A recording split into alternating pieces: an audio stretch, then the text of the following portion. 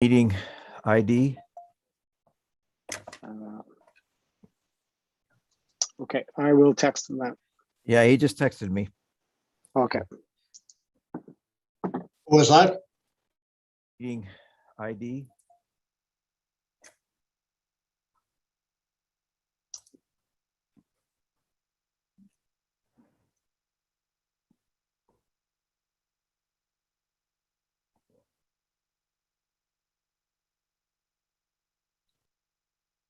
Okay, we ready to start now, Grant? Well, Jesse's just trying to get in, so just let me. Oh, okay.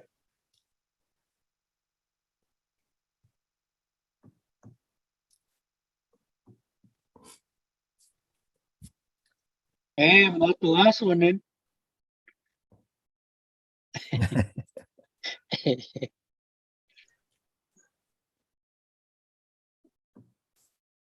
I was trying to get into Wednesday night meeting too, so figured it out in a bit there. It's the first one. It's totally understandable.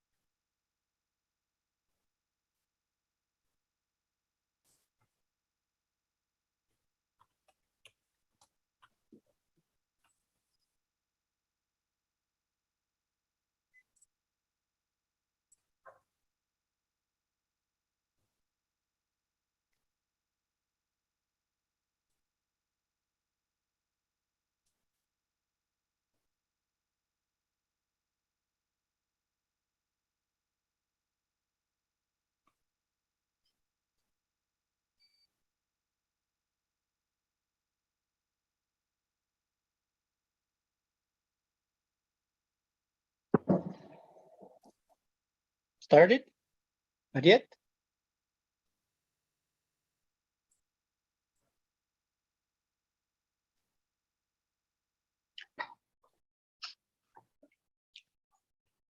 We're waiting for Jesse to connect.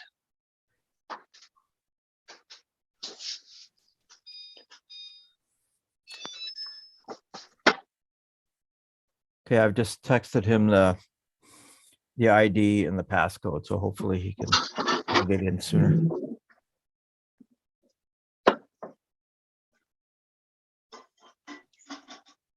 So I just got a call from Alfred, guys. He's having some trouble trying to dial in. So he's gonna keep on trying.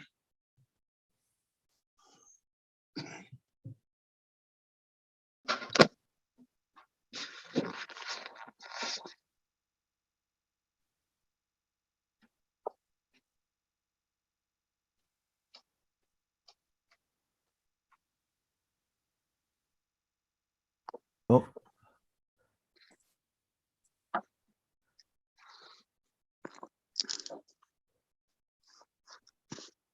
Okay, that's Jesse. He's just logged in. Okay. Sorry about that. Yeah, no problem. We'll give it a couple of more minutes. We're just waiting for Alfred now.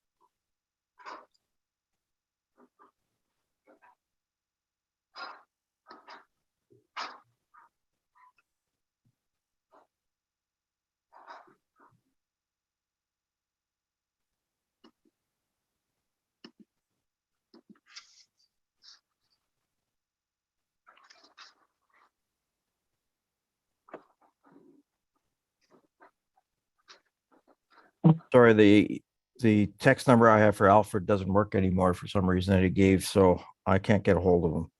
So, Okay, I think we're gonna start the meeting now anyway, Grant. We've waited long enough. I'll just keep watching. Oh, yeah, just keep trying. If he wants to join, that's fine. Anyway, welcome to the Town of Inuvik Committee of the Whole meeting. First item is the call to order. Second is the adoption of the agenda, and please be reminded don't make motions tonight. That's for Wednesday night. We have one addition to the agenda, the item 10.5, the Protective Services Report. Does anybody have any corrections or additions?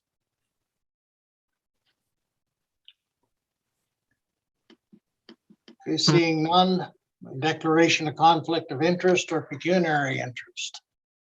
Anyone? Okay, delegations, presentations, or petitions. The RCMP report.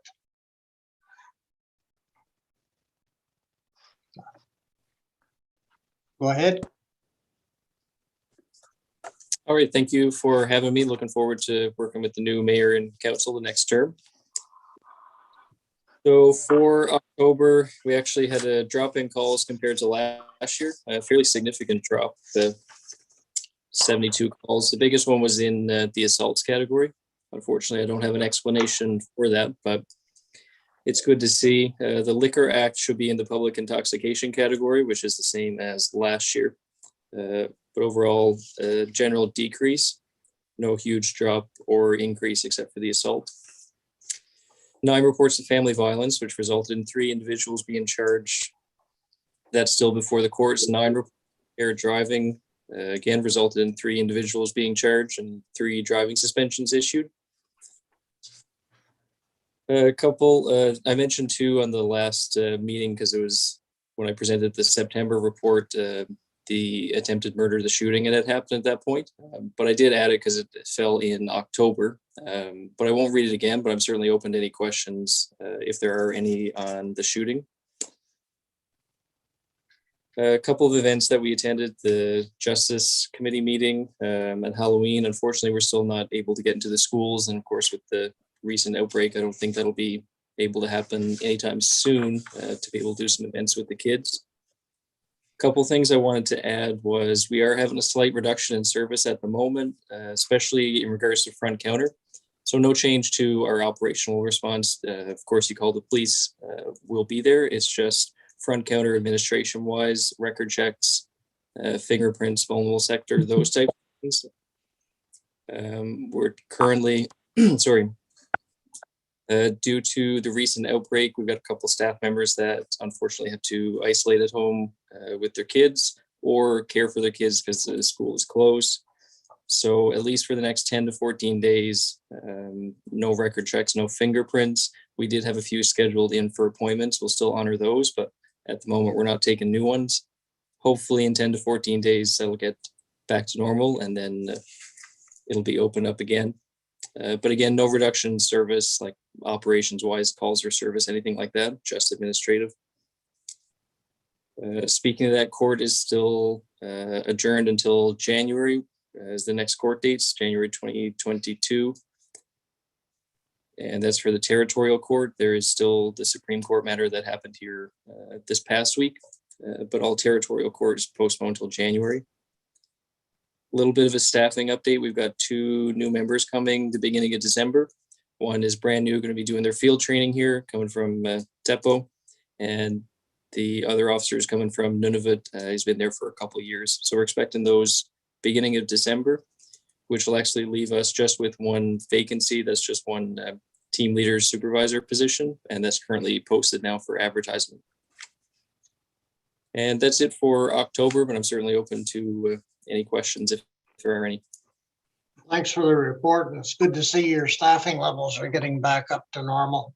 I want to thank you for your attempt at community involvement with the pandemic going on right now. It's pretty difficult.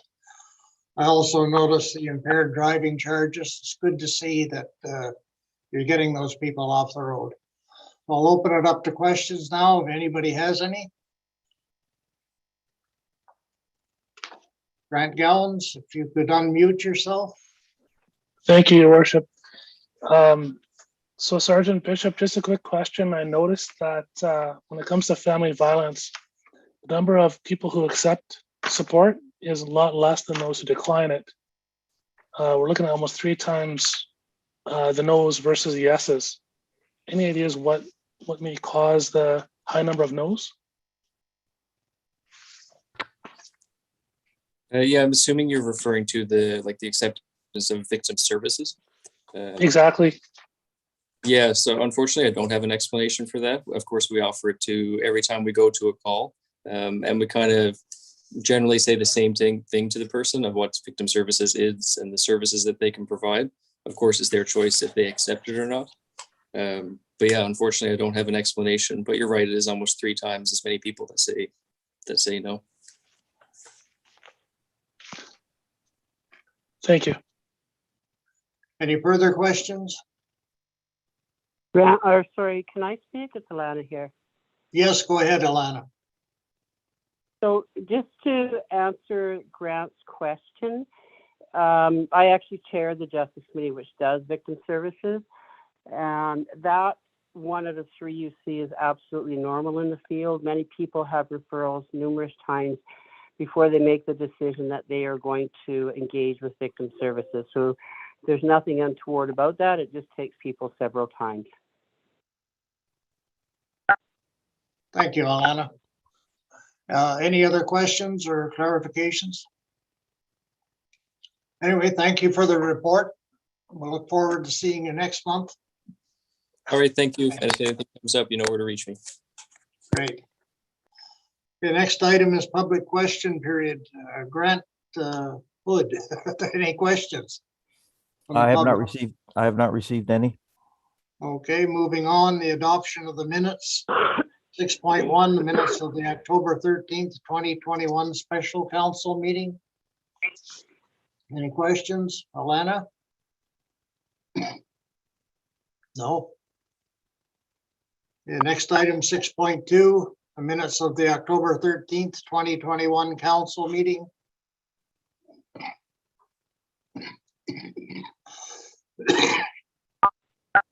Any questions? Okay, action items. The action items list you should have in front of you. Any questions? Concerns?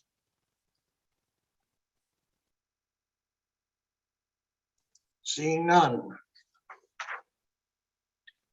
Next item, 8.1, appointment of a deputy mayor.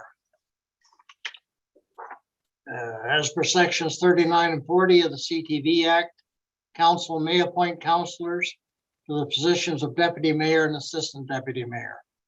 The town's council proceedings bylaw sets out the steps for this appointment.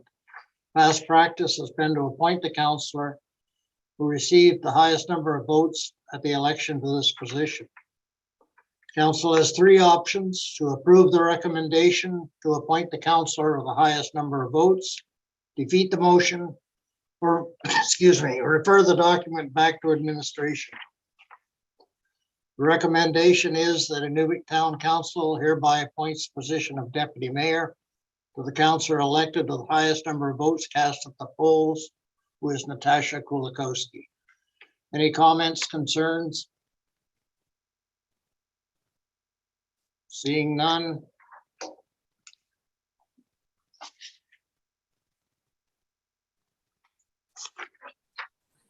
Item 8.2, appointment of assistant deputy mayor. Sorry, Clarence, can I just interrupt quickly?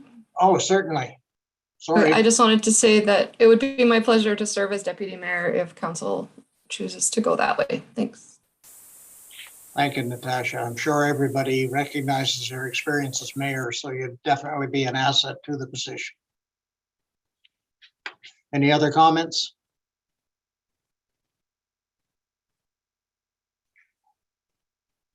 Okay, 8.2, appointment of assistant deputy mayor. Again, the same process, except it's the person with the second highest number of votes. In this case, the recommendation is the Inuvik Town Council appoints the position of Assistant Deputy Mayor to the councillor elected with the second highest number of votes cast at the polls, and that is Alana Merrill. Any comments?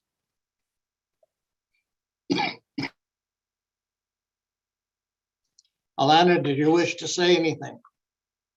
Yeah, I too will accept that responsibility. Thank you. Thank you. Any other comments? Next item on the agenda, the bylaws, item 9.1. RSCD 2021-SAO-101, the borrowing bylaw 2674/BORR/21 corporate credit card. On an annual basis, the town is required to pass a bylaw to confirm our corporate credit card with the Canadian Imperial Bank of Commerce. Recommendation is that Inuvik Town Council hereby gives first reading to bylaw 2674/BORR/21, a bylaw to provide for the borrowing of $250,000 during 2022. The second motion is that Inuvik Town Council hereby gives second reading to bylaw 2674/BORR/21, a bylaw to provide for the borrowing of $250,000 during 2022. Any comments?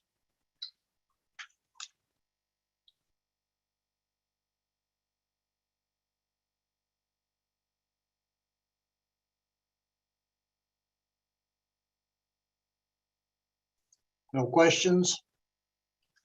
Councillor Devlin. I just had a question about that. Is that a revolving credit line, or is that a straight limit on the amount that can be charged to credit card over the year? I'll let SAO Hood answer that one.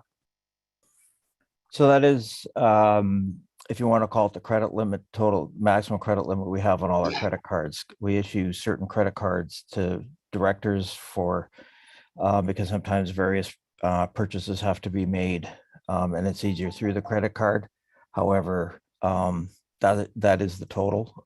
Any credit cards that are issued and it is a points credit card, so that when we do buy things with our credit cards, they end up we get points for it, and we use those points for our long-term service awards and also any staff travel to reduce costs. But any credit cards that are issued are within the spending limits as outlined in our procurement policy and in our spending limit policy for each of the directors. But it's an aggregate of all the credit cards up to a maximum of $250,000. What I was asking was, is that a sort of revolving credit limit? So if a department director spends $10,000 and it's paid off through budget, do they still have another $10,000? So is it a $250,000 cap at any one time, or is that over the entire year? No, at any one time. It's just like a regular credit card. It's our spending limit on our credit card, I guess is the easiest way to claim. All right, perfect. Thank you. Thank you. I see Councillor Moses has joined us. Welcome, Alfred. Next item on the agenda, 9.2, the annual borrowing bylaw or municipal line of credit. On an annual basis, the town is required to pass a bylaw to confirm our municipal line of credit with CIBC.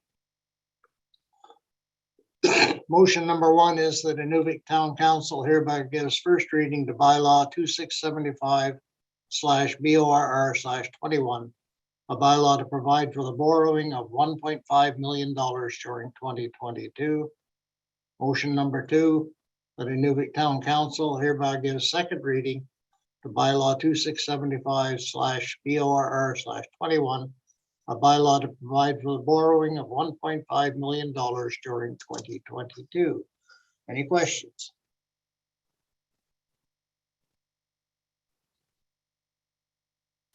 No questions? Okay, moving on.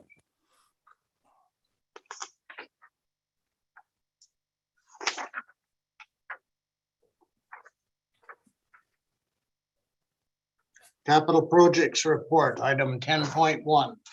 Any questions on the report?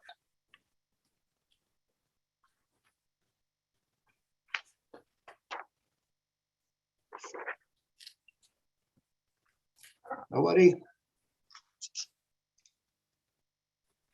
Next item. Oh, Sorry, I believe we missed point 8.3, the pool update. Sorry, I just realized that. okay. Thanks for that, Grant. Going back, 8.3, the pool rehabilitation project update. Mr. Hood. Okay, let me find it here.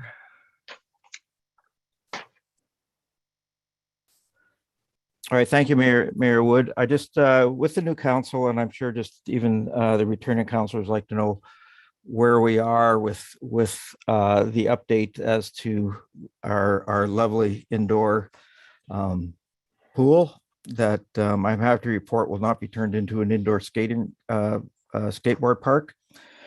So I just wanted to provide council and eventually the public with just an update of where we are. So hopefully everybody can see the screen okay. We'll try and go through this. Hang on. Natasha left for a second there.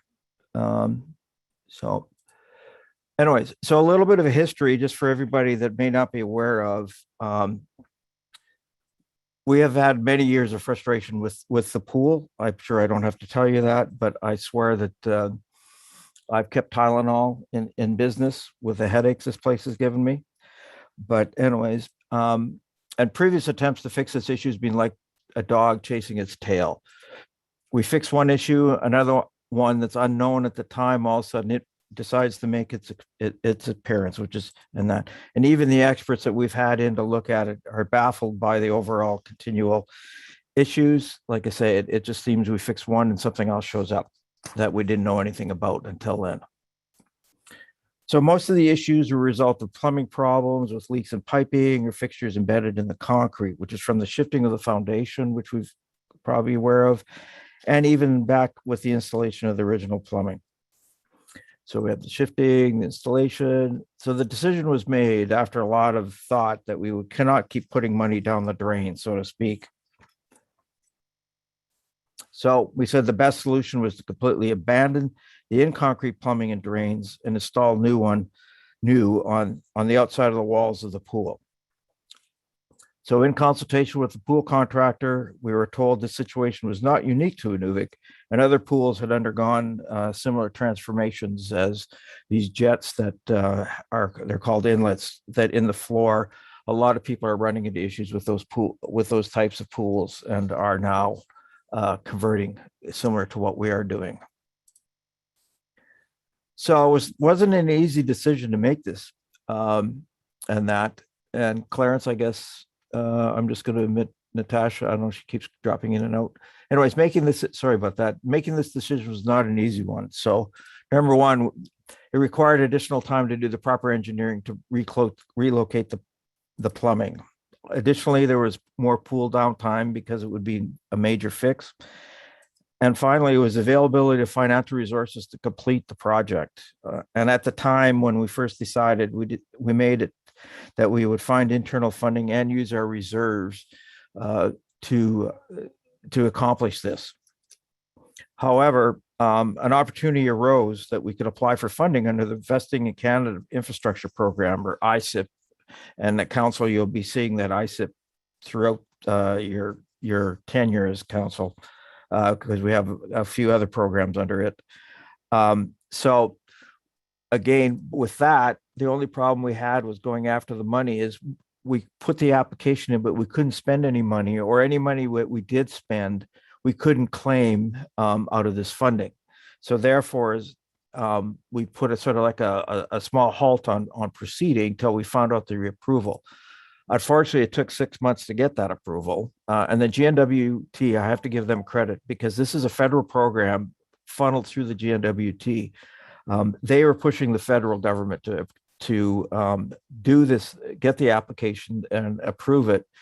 But again, it was in the federal hands, and it took them the 6 months to review and come back with the approval, which we're happy for. So once the approval received, the hard work really began. So we had a rough outline of what needed to be completed, but now we had to get the proper engineer drawings of the plan. So the renovation, it isn't as simple as putting some piping in and adding a bunch of holes to the side of the pool. Okay, there are specific regulations that have to be followed, such as water circulation in and out at certain rates, proper installation of the inlets to allow no heating dead spots, and the proper drainage capacity. In addition to all the plumbing we had to address, the area of the pool, we also had to address the area of the pool where the foundation had sunk. And finally, so we attempted to foam jack the foundation. All it proved was that we have a whole lot of cracks in the piping that we weren't even aware of. It was quite substantial what we found out from the foam jacking. Unfortunately, it didn't help with the raising of the foundation. So the solution was to raise the wall or increase the height of the wall, which provided other health and safety challenges such as trip hazards and emergency access to that area of the pool. We have worked that out. And finally, the pool liner was 3 years past its useful life. So it needed to be replaced anyways. And that's so we have moving forward. So where are we now, you may ask? So number one, the plans have been completed. Those plans have been sent to environmental health for approval, which we expect soon. We even had a meeting with them this afternoon that went very well as far as some questions they had. So, but we can't proceed until we get that approval from environmental health. It's all part of the regulations. The good part of though is that all the parts, except for the drain coverage, which are relatively small and plastic, it can be flown up relatively inexpensively once they are manufactured. Everything else is being received in Inuvik. So we're not worried about while the road's closed, trying to get piping and things like that. We have everything. It's sitting in the pool area ready to go once Environment Health gives the go ahead. The contractor that we're in constant contact with, they're ready to come up to Inuvik and assist in the install. So they're on board to get going. Finally, the contractor is also going to supervise the installation of the piping. We are going to get local contractors, and we have meetings set up with them tomorrow to go over the scope of the project to get some pricing from them on the installation. But we will be using local contractors for the install of the piping. However, all the other work is very specialized, and that will be needed to be completed by the contractor, because if it's done wrong, it could ruin the whole pool. And this way, if it's done by them, they can fix it for nothing. So when will it be done? And I'm sure that's what the part everybody's waiting for at the end of this and that. So the contractor estimates it's going to probably take about 65 days to complete the work. So based on that and adding a bit of a contingency in there, we're looking at sometime in February to allow for some contingency, because we know everything may not go 100%. And that. So that's kind of where an overview for council as we are. If you're really interested, there's the type of drawings that we had to come up with for this. And this is just one of them. And all you see all, I don't know if you can see my mouse, but anyways, all these little parts here, all these are all the inlets that have to be put in. Ironically, as it turns out, where you see these red arrows, these three and the two above are already inlets in the side wall. They do not have to be replaced, which is kind of ironic that they had some side when they actually did it. So for those information, this area up by the lazy river, and that is the area where the wall is going to be heightened up. And like I say, we've got approval initially from environmental health, although not a final approval on doing the allowing for emergency entrance, et cetera, although rules say you can't jump into where the lazy river anyways, dive in there because it's too shallow. So it mitigates it. So that's just a little overview. If anybody has any questions though, I'd be happy to answer them. Any questions? Councillor Devlin? Thank you, SAO Hood. I just had a question then about hiring of a pool supervisor. If it's approximately a February opening, is that planned right now? Where are we at? Because we are sort of mid-November right now, so the time to hire would be now. Thank you. Well, we actually had a discussion last Friday on it and a little bit of one earlier today. And once we get the full timing of from environmental health, that will be the ticket to then start the hiring process, because then you'll have the 65 days and the time to looking at until we get that environmental health. Because if all of a sudden they come back and say, well, we need to change, and it's another month with them, and that while we can look at it, I think that's sort of one of the keys that we'll be looking at. But it is we are in the process of the budget right now of assuming that we will have a pool supervisor there for the beginning of February. So we are budgeting for that as well. Councillor Gowans, you had a question? Just a quick question for clarification, SEO Hood. So when you say February 2022, is that the public coming through the doors to use the pool? Yes, that's when we are hoping to be open and people can get wet. Any further questions? Seeing none, thank you very much, Grant. Now we'll get back on track and don't get lost again here. The next item is the capital projects report. You should have that in front of you now. Any questions?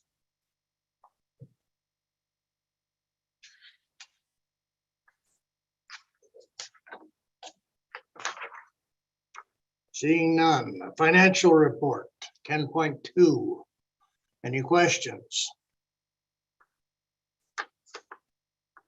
10.3, the SAO's report. Any questions for Grant?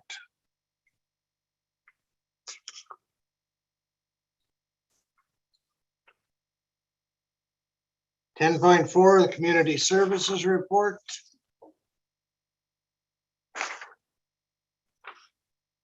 Any questions? 10.5, which was the addition today, the protective services report. Any question on that?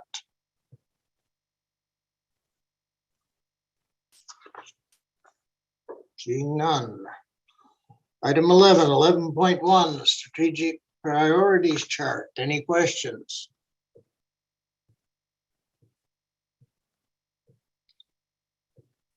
Next item,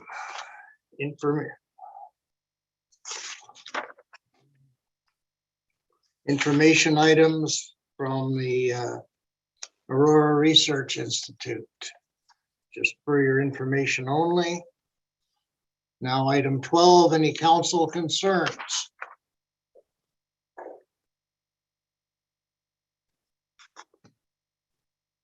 Seeing none. Oh, Councillor Gowans. You have to unmute yourself. Thank you, Worship. It's just a question of, I think the sequence of how our meetings are going to go. So we're having the orientation next weekend. And as a new counselor, it would have been more beneficial to have the orientation before we had our full slate of meetings as a new council. That's just my comment. So I don't know if the counselors may agree or disagree, but I just wanted to share my perspective on the sequence. I agree. It's a matter of scheduling. Maybe Grant, you could add some expertise to that as far as the problems we had in getting the training organized. Well, part of it comes down to the availability of the people to do the orientation.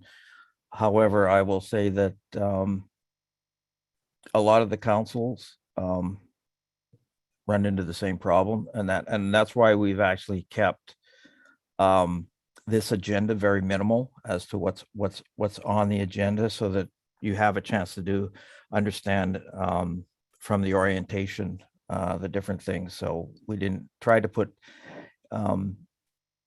items that are pretty standard and straightforward just on this one agenda, just so that people could sort of see. But I understand where you're coming from as a new counselor.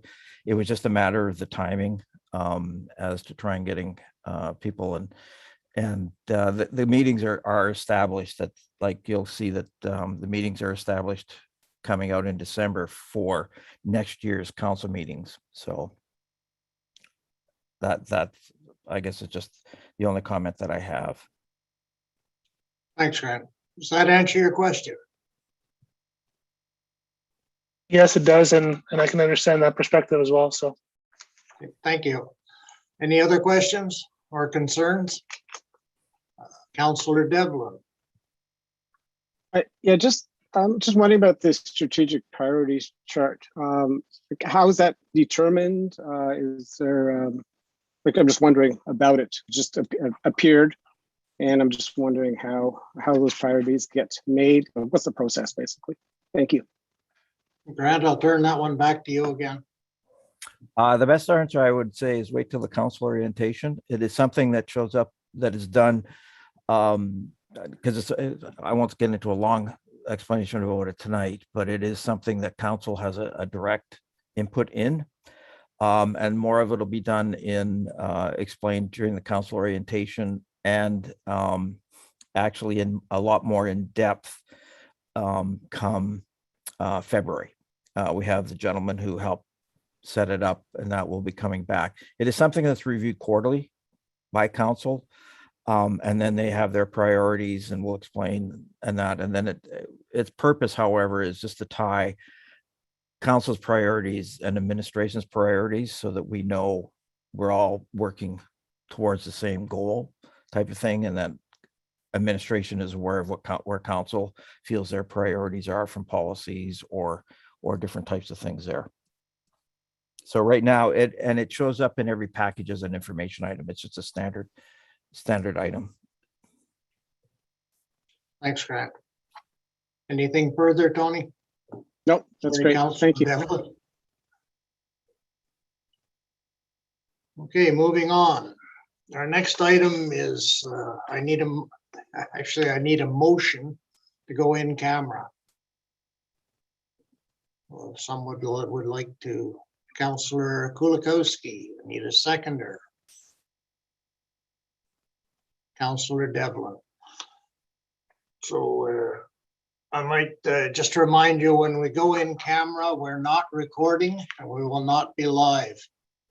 Also remember that anything said in camera stays in camera. It is confidential and not to be discussed outside of in camera. So before we start, could we take about a 3-minute break? Sorry to interrupt, Mayor. You do have to have a vote on the motion. Oh, sorry to go about in that. camera. All in favor? Yes. Opposed, if any? Motion's carried. Yeah, I'm in favor.